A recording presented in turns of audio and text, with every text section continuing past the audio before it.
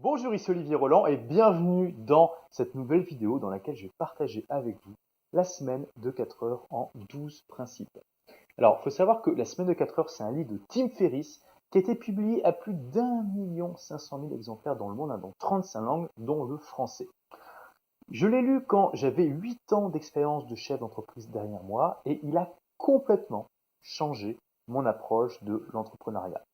Et c'est ce livre qui a inspiré la création de ma deuxième entreprise qui est entièrement sur Internet, sans laquelle vous ne seriez pas en train de regarder cette vidéo et grâce à laquelle je peux gérer mon entreprise de partout dans le monde à partir d'un ordinateur portable. Je n'ai pas besoin de me trouver à un emplacement géographique précis.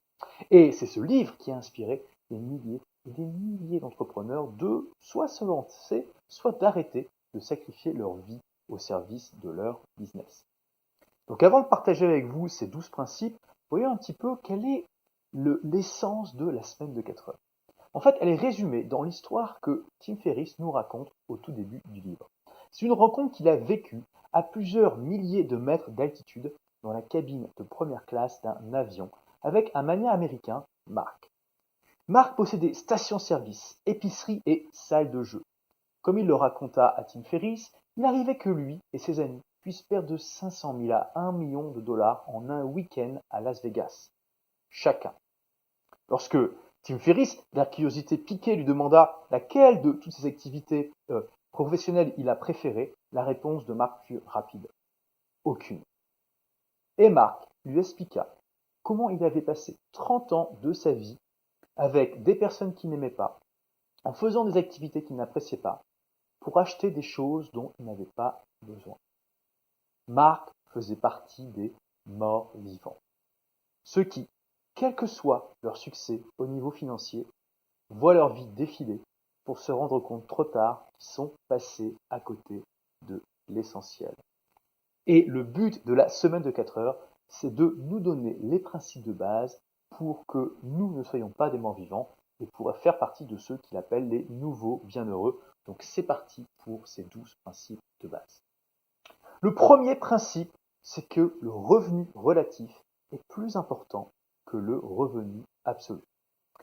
Être financièrement riche et avoir la capacité de vivre comme un millionnaire sont deux choses bien distinctes. En fait, la valeur de l'argent est multipliée par 4 choses que vous devez contrôler. 1. Ce que vous faites. 2. Quand vous le faites. 3. Où vous le faites. Et 4. Avec qui vous le faites. Cela s'appelle le multiplicateur de liberté et ce que recherchent les nouveaux bienheureux, c'est d'avoir le maximum de liberté possible dans ces 4 éléments. Ainsi, prenons l'exemple de François, un banquier qui travaille 80 heures par semaine et gagne 80 000 euros par an. Eh bien, il est moins riche que Pierre, un nouveau bienheureux qui travaille 20 heures par semaine et qui gagne 40 000 euros par an, mais qui a une liberté totale sur le quoi, le quand, le où et le qui.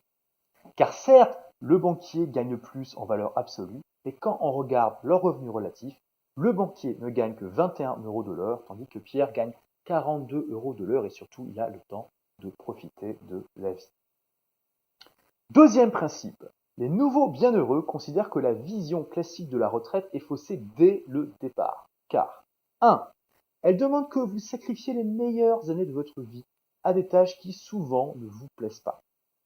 2. Dans la majorité des cas, les personnes qui prennent leur retraite doivent adopter un train de vie de classe moyenne médiocre. 3. Si vous vous assurez au contraire un bon train de vie pour votre retraite, il y a de fortes chances que vous soyez une machine à travailler ambitieuse et qu'alors une semaine après votre retraite, eh bien, vous vous ennuierez tellement que vous sauterez sur la première occasion pour replonger dans un travail. Le troisième principe est le principe de Pareto ou loi 20-80.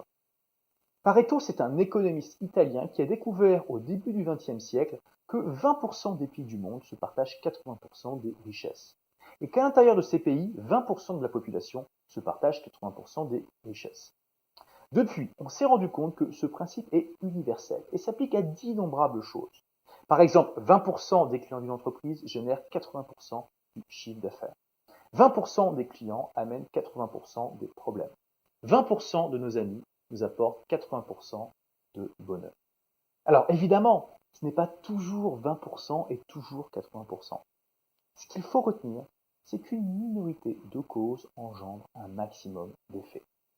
Quand j'ai découvert ce principe, j'ai fait l'analyse de la répartition du chiffre d'affaires de mon entreprise et j'ai eu l'immense surprise de découvrir que 81% de mon chiffre d'affaires était généré par 17% de mes clients. Donc, les nouveaux bienheureux se posent régulièrement ces deux questions. Première question, quels sont les 20% de sources qui causent 80% de mes problèmes? Deuxième question, quels sont les 20% de sources qui causent 80% de mon bonheur et des résultats que je souhaite? Puis, ils éliminent, automatisent ou délèguent toutes les choses qui occasionnent 80% des problèmes.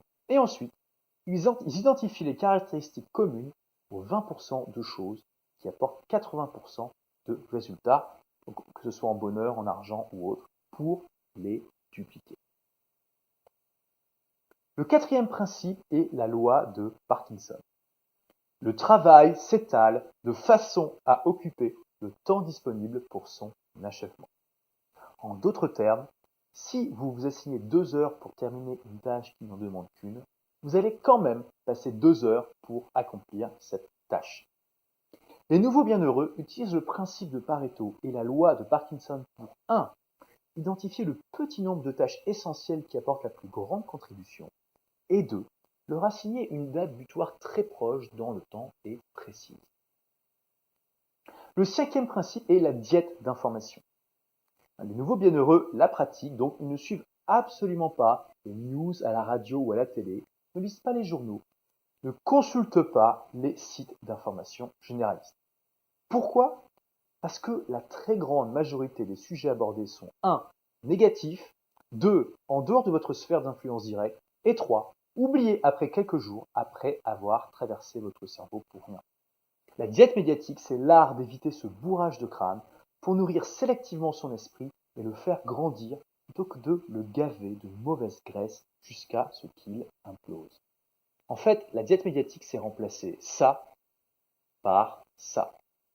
Et vous serez sans doute sceptique en entendant ceci pour la première fois, mais soyez un sceptique intelligent, soyez un sceptique en testant ça. Donc faites le test pendant 7 jours, arrêtez de regarder les news à la télé, de les écouter à la radio, de lire des sites d'information généralistes et voyez si vous survivez et quelle différence cela fait dans votre vie. Le sixième principe, c'est l'art de faire disparaître les interruptions. En fait, le fait d'être interrompu dans une tâche est un élément majeur de perte de productivité. Les nouveaux bienheureux se créent des blocs de travail sans interruption. Pour cela, vous allez couper toutes les notifications et alarmes sur votre ordinateur et votre smartphone. Désinstallez les emails, Facebook, Twitter et tous les médias sociaux de votre smartphone et ne vérifiez votre boîte email que 2 fois par jour. Quand vous êtes dans ces sessions de travail sans interruption, mettez également votre portable en mode avion ou filtrez les appels téléphoniques. Éventuellement, ayez 2 téléphones. Le téléphone normal, donc toujours en mode avion quand vous travaillez, et le téléphone urgent, que seules quelques personnes triées sur le volet ont. Et réduisez au maximum les réunions. Le 7e principe est l'art d'éliminer, d'automatiser et de déléguer. Donc vous devez éliminer les tâches inutiles, automatiser ce qui peut l'être, déléguer ensuite le maximum. Et plutôt à une équipe qu'à une seule personne, puisque cela diminue votre risque. Donc vous avez 2 sites majeurs pour cela, il y en a bien d'autres, c'est Elance et Odesk qui vous permettent de trouver très facilement des prestataires dans le monde entier à qui déléguer les tâches que vous souhaitez déléguer. Le 8e principe, c'est la muse. Il s'agit d'une entreprise qui vous rapporte de l'argent en pilote automatique. Les nouveaux bienheureux s'emploient à automatiser au maximum leur entreprise. Il ne s'agit pas de diriger une entreprise, mais de posséder une entreprise. Il ne s'agit pas d'avoir sa vie qui est au service de son entreprise, mais d'avoir son entreprise qui est au service de sa vie. Alors, un exemple donné dans le livre, c'est le dropshipping. C'est un business model où c'est votre société qui vend les produits, mais c'est une grande entreprise qui gère derrière toute la logistique, du stockage à la livraison au client final et parfois même la gestion du SAV. Amazon propose cela par exemple avec son service expédié par Amazon. En fait, vous pouvez référencer donc des produits sur Amazon avec ce service et les expédier à un de leurs centres de traitement. Et ensuite, ils s'occupent de tout. Ils s'occupent du stockage, du référencement sur le catalogue d'Amazon, du processus de commande et d'achat par le client, de l'envoi au client final, de la gestion du SAV et des retours. Vous n'avez ensuite qu'à, entre guillemets, encaisser l'argent. C'est pareil si vous mettez un livre sur le Kindle. Tim Ferriss donne d'autres exemples dans son livre, par exemple le site prosoundeffect.com de son ami Douglas. C'est un site qui vend des librairies d'effets sonores utilisés par les professionnels pour la musique, le cinéma, les jeux vidéo. Ces produits ont été créés par Douglas, mais ce n'est pas lui qui les produit et les distribue. Ses prospects voient ses publicités Google AdWords ou sur d'autres moteurs de recherche et cliquent dessus s'ils sont intéressés. Une partie de ces prospects commandent des produits allant de 29 $ à 7 500 $, le panier d'achat moyen étant de 325 $. Ensuite, 3 fois par semaine, Doug clique sur un bouton qui débite les cartes bleues de ses clients et met de l'argent sur son compte, puis il envoie les commandes aux fabricants de CD qui s'occupent d'envoyer les produits aux clients de Doug. Ça s'appelle encore une fois du dropshipping. Pour un prix équivalent à 45% du tarif final que Doug paye 90 jours après la commande. Comme Doug est payé immédiatement par ses clients mais qu'il paye ses fournisseurs à 90 jours, vous l'avez compris, impossible d'avoir une trésorerie négative. Et tout est automatisé. La publicité amène toute seule les prospects sur son site. Les prospects qui décident d'acheter parcourent eux-mêmes le catalogue du site, ajoutent au panier les produits qui les intéressent et rentrent eux-mêmes leurs coordonnées bancaires. Douglas intervient juste pour encaisser les commandes et transmettre celles-ci à ses fournisseurs, qui s'occupent ensuite de tout le travail de production et de livraison. Avec cette muse, Douglas travaille 2 heures par semaine, gagne souvent plus de 10 000 $ par mois, sans aucun risque financier, alors que mettre en place le site lui a coûté environ 1 200 $. Le 9e principe est l'importance de faire des tests à bas coût. Et Tim Ferriss donne un exemple édifiant pour bien comprendre cela. Il dit que moins de 5% des 195 000 livres publiés chaque année aux États-Unis se vendent à plus de 5 000 exemplaires. La loi de Pareto s'applique ici à son maximum, et ces résultats sont atteints par des équipes d'éditeurs qui ont des décennies d'expérience. La leçon à tirer de cela, eh bien l'intuition et l'expérience font de très mauvaises boussoles lorsqu'il s'agit de savoir si un produit va fonctionner ou non. Il faut tester. Et pour cela, il y a de nombreuses méthodes. Donc, par exemple, vous pouvez créer un prototype de votre produit et le mettre en vente sur eBay ou le Bon Coin pour voir si ça intéresse les gens. Vous pouvez même mettre en vente un produit qui n'existe pas. Alors, un exemple français pour illustrer ça, l'auteur Olivier Seban, auteur du livre Tout le monde mérite d'être riche, donne une méthode pour investir dans les parkings. Il dit que si vous avez pensé avoir trouvé un parking intéressant vous allez avoir un bon retour sur investissement, eh bien, le meilleur moyen d'être sûr que ça intéresse des gens, cet emplacement de parking, c'est, avant même d'acheter le parking, vous passez une annonce sur le Bon Coin ou ailleurs pour dire que vous louez un parking et vous voyez si vous avez des gens qui vous appellent. Si vous avez des gens qui vous appellent, à ce moment-là, vous achetez le parking. Si ce n'est pas le cas, eh bien, vous passez votre chemin. Vous pouvez aussi faire de la publicité sur AdWords, Facebook ou d'autres plateformes. Vous pouvez utiliser des webinars pour tester l'intérêt réel de vos prospects par rapport à votre produit. L'idée, c'est vraiment de mettre en place les principes du Lean Startup qui consiste à mettre en place le plus rapidement possible un prototype qui soit en contact réel avec le monde réel plutôt que de travailler pendant 1 an dans son laboratoire sur un prototype qui peut-être n'intéressera personne. Le 10e principe, c'est comment vous échapper du bureau si vous êtes salarié. Donc, de manière brutale, si vous faites un boulot que vous haïssez, l'améliorer reviendrait à ajouter de jolis rideaux au barreau d'une cellule de prison. Il est donc très important de vous échapper de manière progressive si vous faites un boulot normal ou que vous devez absolument gagner un revenu. Donc, négociez le fait de travailler en télétravail en commençant par 1 jour par semaine. Montrez à quel point il est avantageux pour l'entreprise d'accepter le télétravail, notamment en faisant plus que vos collègues pendant le temps imparti. Faites en sorte qu'il soit plus profitable et avantageux pour l'entreprise d'accepter votre requête plutôt que de la refuser. Le 11e principe est les mini-retraites. Plutôt que de travailler pendant les plus belles années de leur vie pour ensuite passer 20 ou 30 ans à la retraite, les nouveaux bienheureux préfèrent répartir leur retraite tout au long de leur vie. Il y a un cliché tenace qui veut que les longs voyages sont l'apanage des millionnaires, du genre « ouais, quand j'aurai 1 million, je le placerai à la banque et j'aurai 60 000 € d'intérêt par an qui me permettront de vivre tranquille dans les Caraïbes ». Rien n'est plus faux. La vie dans les pays en voie de développement comme la Chine, la Thaïlande, les Philippines, de nombreux pays d'Amérique latine ne coûte rien. Pour 150 $ par exemple, environ 100 €, vous pouvez vous offrir un voyage en avion privé pendant 3 jours dans la région de Mendoza en Argentine avec un survol des plus beaux vignobles du pays au pied des Andes enneigées avec un guide particulier. Je veux dire, qu'est-ce que vous vous êtes offert récemment pour 100, pour même 150 €? Le 12e principe, c'est l'art de combler le vide. Quand Tim Ferriss s'est retrouvé à la tête d'une entreprise qui lui rapportait 70 000 $ par mois alors qu'il avait juste besoin de vérifier ses emails tous les lundis matins pour la diriger, le bonheur et le paradis qu'il s'apprêtait à trouver en allant à Londres fut un peu différent de ce à quoi il s'attendait. Il ira toute sa première journée en se posant inlassablement la même question: mais qu'est-ce que je vais bien pouvoir faire?